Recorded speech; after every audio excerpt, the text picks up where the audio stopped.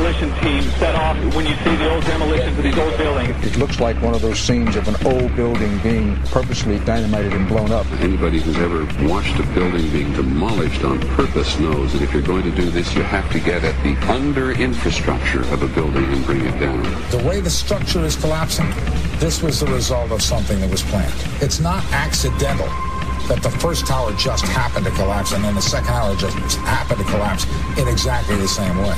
How they accomplished this, we don't know. The building collapsed to dust. You don't find a desk. You don't find a chair. You don't find a telephone, a computer. The biggest piece of a telephone I found was half of the keypad, and it was about this big. What happened to the concrete? The concrete was pulverized from river to river. There was dust powder 2-3 inches thick. The concrete was just pulverized. In addition to those pictures we've all seen too much on television before, when a building was deliberately destroyed by well-placed dynamite to knock it down. If they had detonated, they were planned to take down a building. Boom, boom, boom, boom, boom. I heard a second explosion. There was a heavy-duty explosion. Then there was some secondary explosions and then subsequent collapses. An explosion blew and it knocked everybody over. To me, it sounded like an explosion. It sounded like gunfire. Bang, bang, bang, bang, bang. And then all of a sudden, 3 big explosions. We heard a big explosion coming down. And then the entire top of the building just blew up. We saw some kind of explosion. By the force of the explosions. Big explosion. Blew us back into the 8th floor. Then we get to the lobby, there's this big explosion.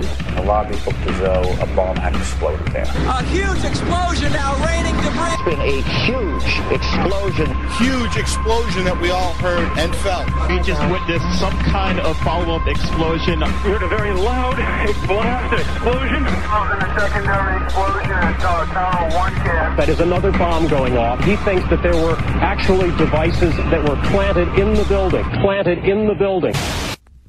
We have not seen one piece of evidence that links Osama bin Laden directly to the planning stages of September 11th. This failure to provide proof was later said to be unnecessary because bin Laden, in a video allegedly found in Afghanistan, admitted responsibility for the attacks. This confession is now widely cited as proof. But the man in this video has darker skin, fuller cheeks, and a broader nose than the Osama bin Laden of all other videos. We again seem to have planted evidence. In 1976, Osama's older brother Salim bin Laden hired a man in Texas by the name of Jim Bath to handle all the investments in the United States for the bin Laden family. Jim Bath also happens to be a personal, almost lifelong friend and former Air National Guard pilot with George W. Bush.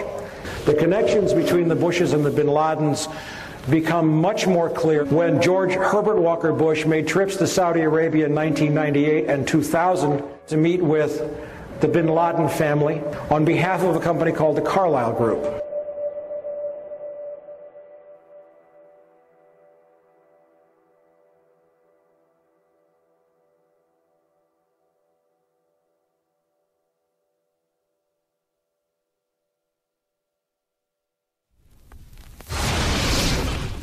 Pancake theory, according to which the fires, while not melting the steel, heated it up sufficiently to cause the floors weakened by the airplane strikes to break loose from the steel columns, and this started a chain reaction. So you would expect then from that theory, which is the official theory, to see a whole stack of floors piled up on top of each other and then a spindle of core columns standing too. The core of each of the twin towers consisted of 47 massive steel columns. If the floors had broken loose from them, these columns would have still been sticking up into the air 1,000 feet.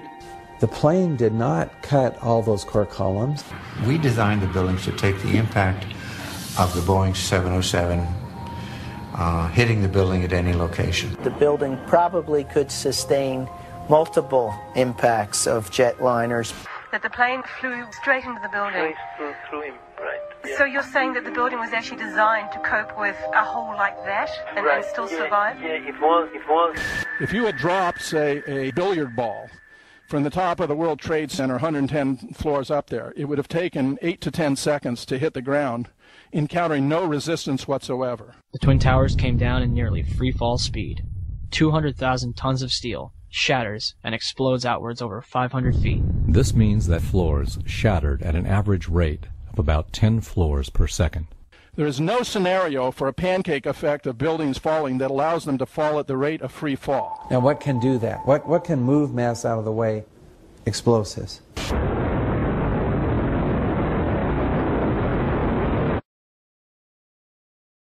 "47 huge steel columns going up the core. They're interconnected. How do you get them to fail simultaneously so the core disappears?" It looks like those core columns were cut. The way we do this is by cutting the beam at an angle.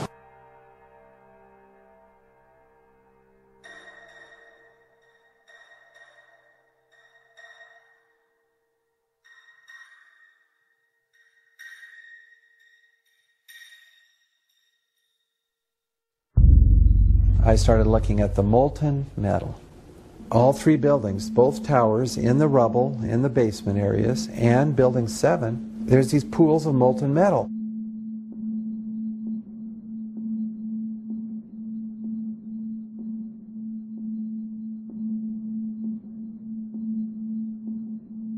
You'd get down below and you'd see molten steel running down the channel rails, like you're in a foundry. Like lava. The molten steel was found 3, 4, and 5 weeks later, when the rubble was being removed. He said that molten steel was also found underneath World Trade Center 7. So I'm looking through the official reports. What do they say about the molten metal? They say nothing. Now, wait a minute. This is important evidence. So where'd that come from? Thermite is so hot that it'll just cut through steel, through structural steel, for example, like a knife through butter. The products are molten iron and aluminum oxide, which goes off primarily as a dust. You know those enormous dust clouds? You can imagine when you assemble these chemicals on a large scale.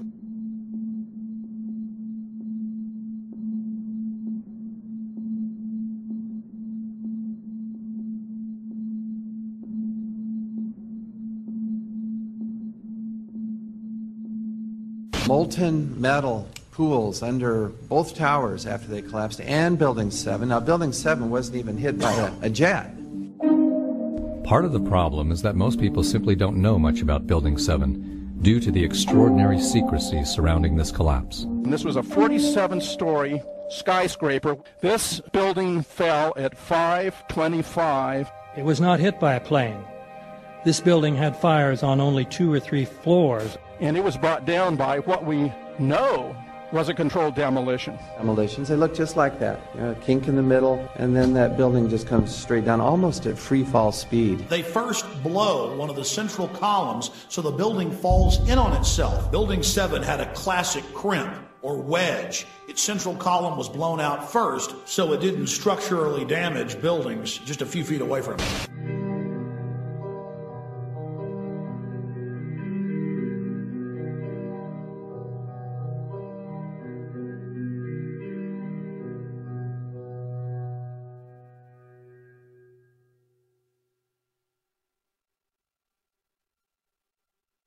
Our office was on the B1 level. As I was talking to a supervisor at 8:46, and all of a sudden we hear, boom! An explosion so hard that pushed us upwards. And it came from the basement between the B2 level and the B3 level. And when I went to verbalize, we hear, boom! The impact of the plane on the top. As I'm walking by the main freight corridor building in the corridor, that's when I got blown. I mean, the impact of the explosion threw me to the floor, and that's when everything started happening. All of a sudden, a big impact happened again, and all the ceiling tile was falling down, the light fixtures were falling. You know, you got to go clear across the whole from 1 to 2 World Trade Center, and then all of a sudden, it happened all over again. Something else hit us to the floor. Right in the basement, you felt it. Walls were caving in, everything that was going on. I mean, I know of people that got killed in the basement. I know of people that got broken legs in the basement. People that got reconstructive surgery because the walls hit them in the face.